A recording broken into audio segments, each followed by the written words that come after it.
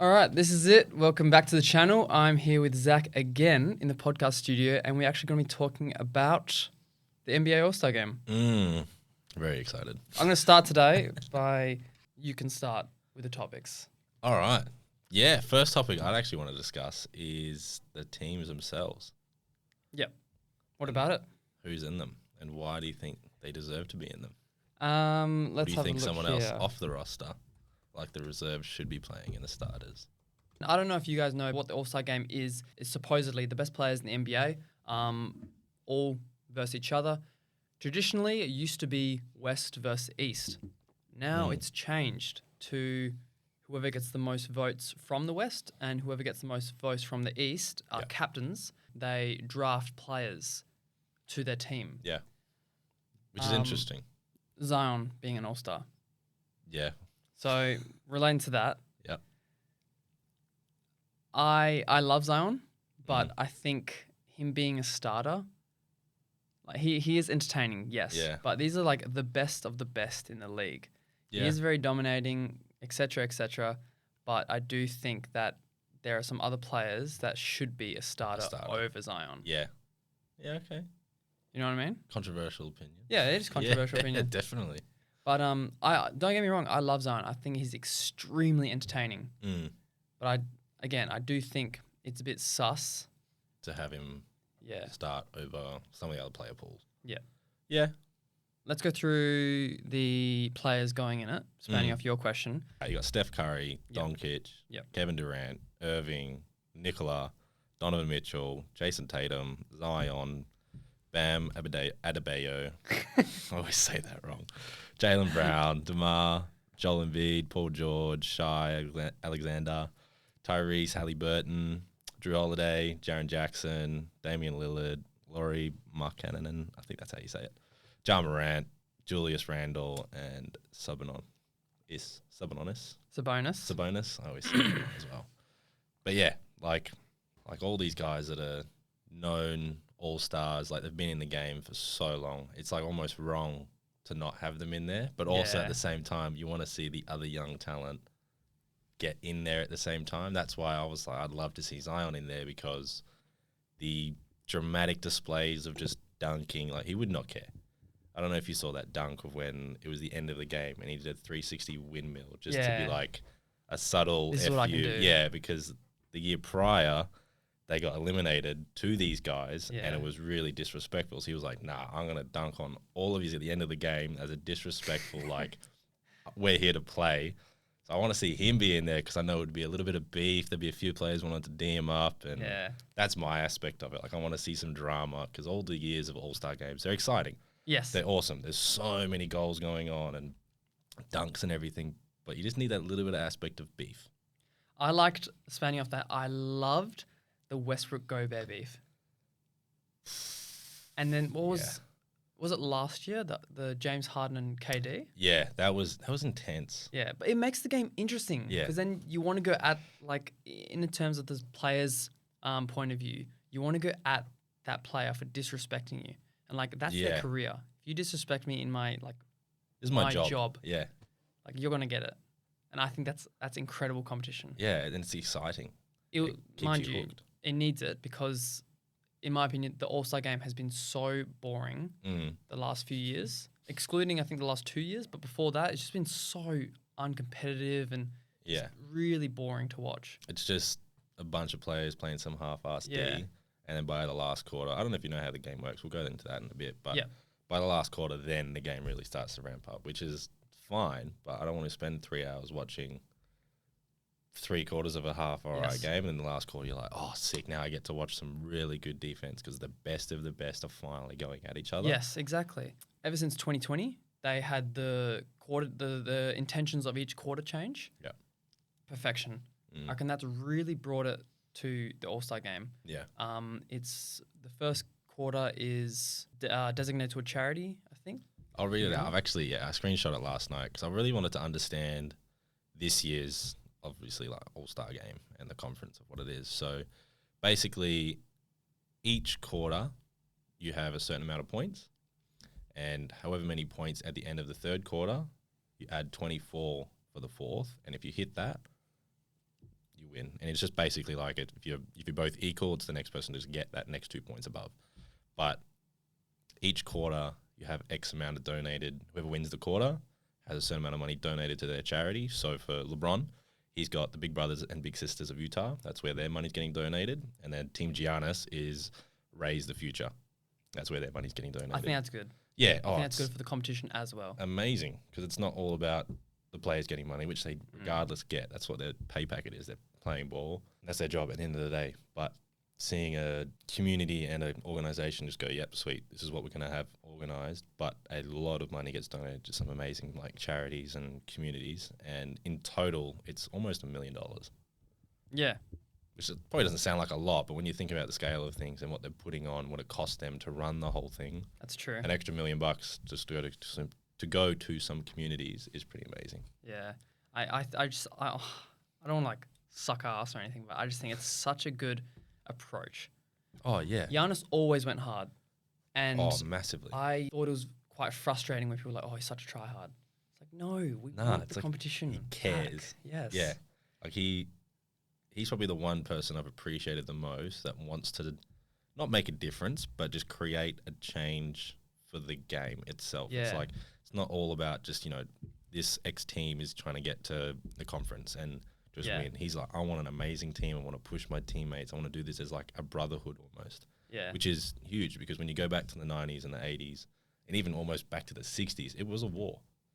When you look at it, like, it was a rough game. Like, people would literally go to war on the court to try and win these games. And it's like, that's where this whole... Entertaining. Yeah, and that's what it is. Yeah. Like, if you go back and watch movies, it's entertaining. Yeah. It's like, if there's a war going on, it's entertaining. It's the same thing with this new generation of players wanting to get on the court and have this, like, battle. Yeah. But by the end of it, they're still all brothers. Like, they can all say hello. They can all shake up and dab each other. But they're all going at each other because they're all getting paid to do a job too. Yeah. So it's very, very awesome to see these people just go, taking my team and we're going to take you down. Like, this is, and it's exciting to watch. So another topic I wanted to talk about was the old format versus the format now with East versus West, or LeBron versus, like, the captain versus captain. Like, what do you prefer? I actually, when I first got into NBA, I had no idea about, like, East versus West and everything, because like I came into basketball when I was really young, but I only know about basketball. Yeah. And then as I got older, people were like, you need to watch the NBA and get into it. And I was like, NBA? And everyone looks at you like, how do you not know about NBA? Like, you're tall, you're a basketball dude. And I got into it and I started playing like NBA 2K8 or something. Like, it was old game. And this was back when like Houston had Harden. Right. And like really, really old, like OG teams where all the new young guys were in their original teams.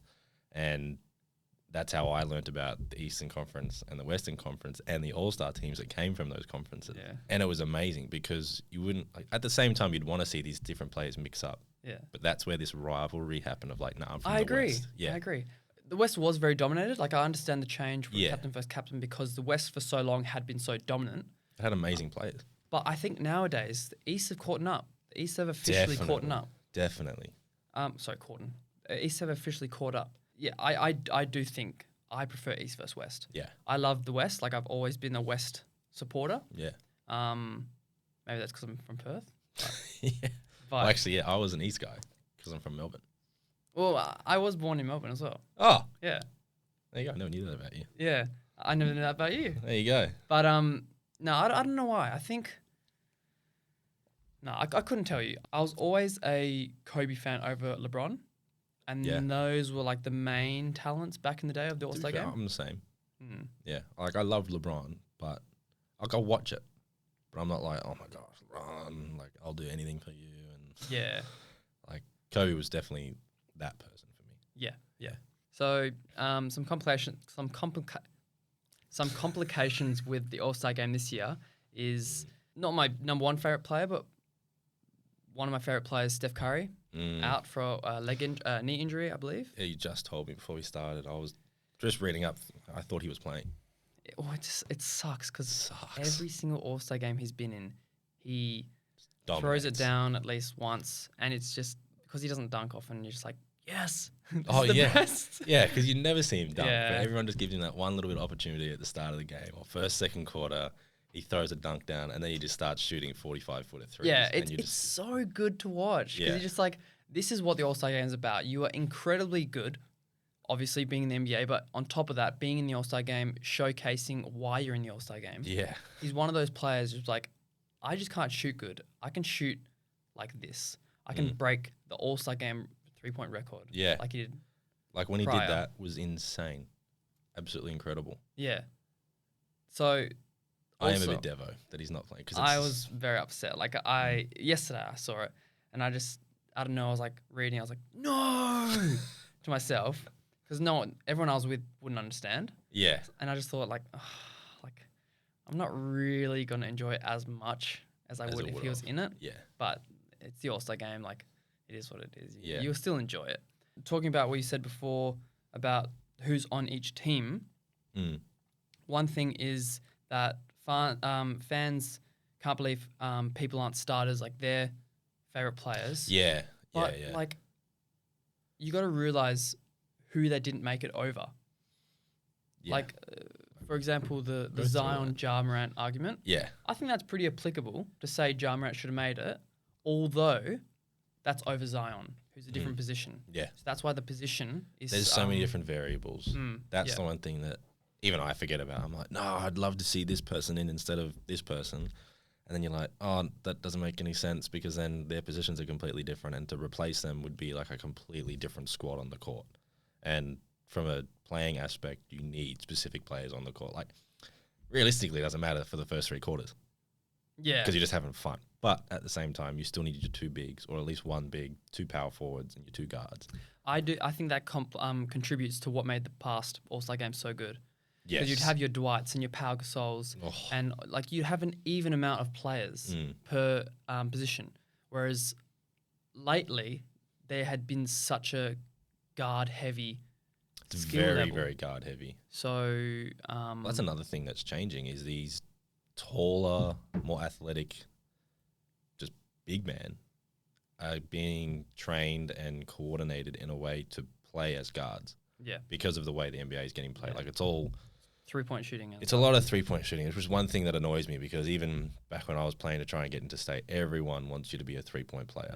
Like no matter if you're tall, you're a guard, or if you're even smaller than a guard, like everyone wants you to play 3-point. But at the end of the day, if you can shoot 80% 2-pointers and just your jump shots, that's more productive and more efficient than trying getting 30% of threes. Yeah, it so is. When you're equating things, it's great. But then in an all-star game, you do want to see the threes. Yeah. And you do want to see those players that can shoot. But it does get a bit boring, though, them constantly going pull up half to half, pull up, pull up, pull Yeah. up, pull up. Like, you're just like, that's not basketball. That's just going shooting. Yeah. You know? Let's talk about snubs, all-star snubs. Every year happens. Who was a player that didn't make the all-star team that you think should have? Oh. So, yeah. Let's have a look. So the most popular ones for the West is Anthony Davis, Aaron Gordon, Devin Booker, Kawhi Leonard, Anthony Edwards, and De'Aaron Fox.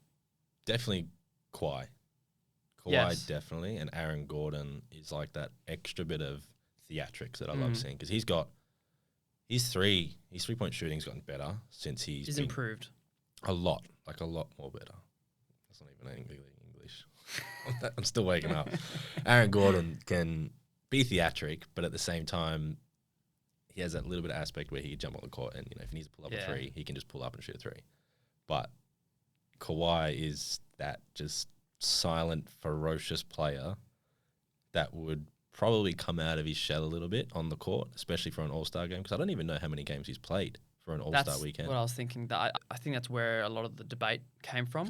Is if you played X amount of games, less than what should be deemed efficient to play the all-star game, regardless whether you're a good player or not, you should be penalised. I think that's what fans have an argument for. Aaron Gordon said about how if he gets submitted into an all-star game, he'll do the dunk contest again. Arguably the best dunk contest ever with Aaron Gordon and Zach LaVine. Oh my gosh. Best weekend I've ever watched for an all-star weekend. That was incredible. Yeah. Between him and back when Dwight Howard did the Superman dunk.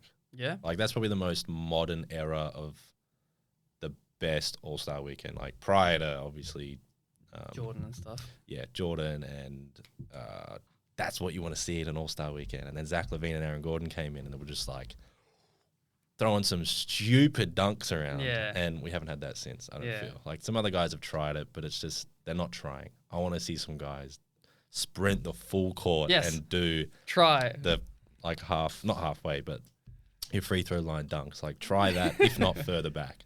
Yeah. And just do some dumb stuff. Like who cares if you make it or you don't make it? At least you're attempting it because people are like, oh, like these guys can do that. Like I'd love to see them do that. Yeah. Yeah. Some subs in the East were James Harden, Jimmy Butler, Darius Garland, Kristaps Porzingis, Pascal Siakam, and Trae Young. James Harden was salty. Yeah, not making the All-Star game. Well, he's been in most of them. He deserved to be in it. Yeah. Don't get me wrong. I think that he's had a rough season. But even still, like I'd rather see him over. So he would make it over Jaylen Brown. No, sorry, he could make it over Jaylen Brown, DeMar DeRozan, Julius Randle, Tyrese Halliburton. Yeah, I'm like not disappointed, but I'm also disappointed because you're looking at the other talent that's there, and well, to be fair, like he will murder the court. He will come on and just cross over as many people as he can because that's what they do. Like they display their talents, right? But then at the same time, the other talent that's there is new talent.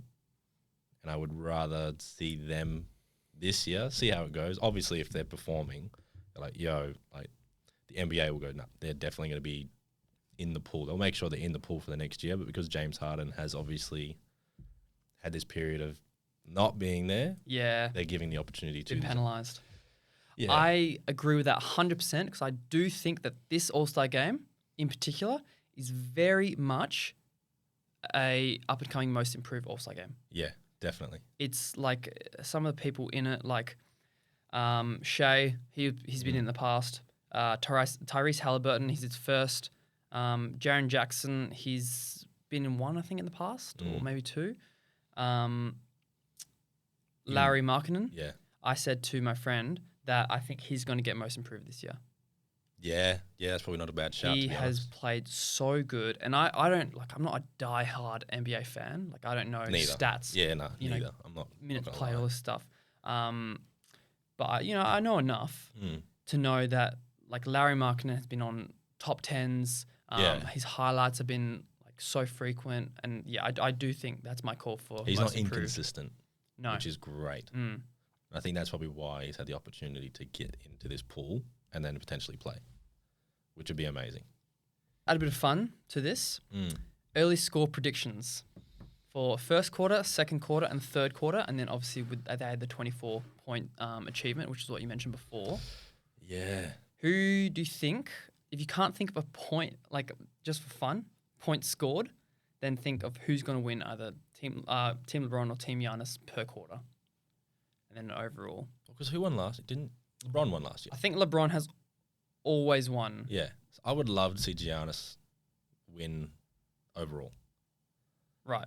Just because I know this year he's going to come with especially himself, like he's going to play.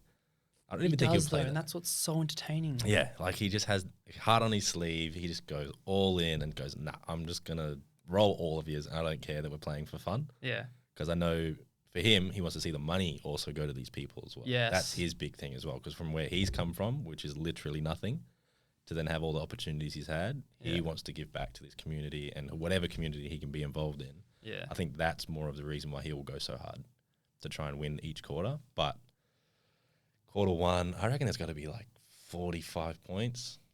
45, you reckon? Anywhere between 40 and 45. Like every year has been 130 plus. Yeah, that's so true. So if you average it out the three quarters, there's got to be a minimum of 40 to 45 points. Yeah. Who do you think will win overall? I want to see Giannis win. Okay. That's my overall pick. I'm probably even going to put some money on it. I'm going to have a full Really? Money. Yeah, I'm going to make sure I've got the weekend off or like some days off because I'm going to. This year is probably the first year I've actually got time to watch the All-Star game and the finals, just with work and everything. So I want to actually watch these games. I'm going to sit at home. I'm going to put a little bit of money down. I don't care like whether it wins or not. I'm not for betting, so don't bet your money. But I'm just going to see what happens. Just on that note, quickly, I don't know if I read it wrong or whatever, but I was looking up just what day it was, what time it was. I saw All-Star Games Monday, 20th of Feb, 2 a.m. starting time. Yeah, They might start then, but then they have all the games and like the mini games in between. So they have like the passing and all of that stuff prior. It might be on the weekend.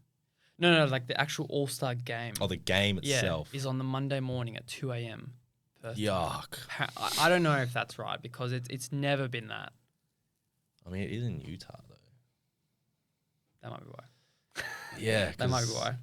We haven't had a game on that side of the states in a while. Yeah, so that could be the potential reason. Yeah, guess I'll be putting that bad boy on record. No, I'm getting up. I'm having one of these, and I'm getting up. Okay, that's fair. All right. What are your predictions? I think I won't go into the quarters. Man, I really don't know. 68. You're just sending it that way. Yeah, I'm literally just sending it. I do think LeBron will win. Yeah? Yeah. I do think LeBron will win. It wouldn't surprise me, but I'm just a big underdog guy. Yeah. LeBronus. Giannis tries hard to win, and that's what's so entertaining about these. Yeah. Well, even last year when I think it was 2 to 3 points each play, they were going back and back and back and back and back because they had to get that point above each other. Yeah.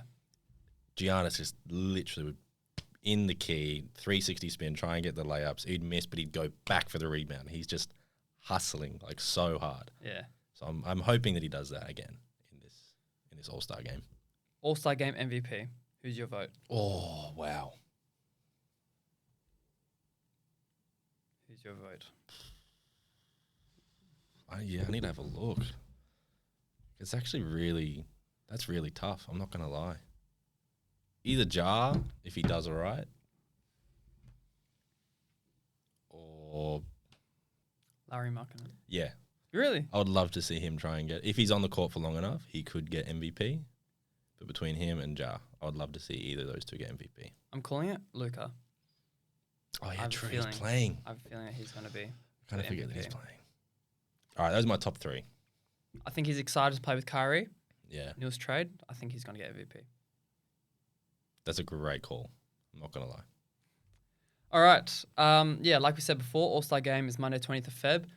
Comment down below who's going to win and comment down below who you think is going to be the All-Star MVP as well. Thanks, Zach, for being on the podcast, and all good. Catch you later. See you guys.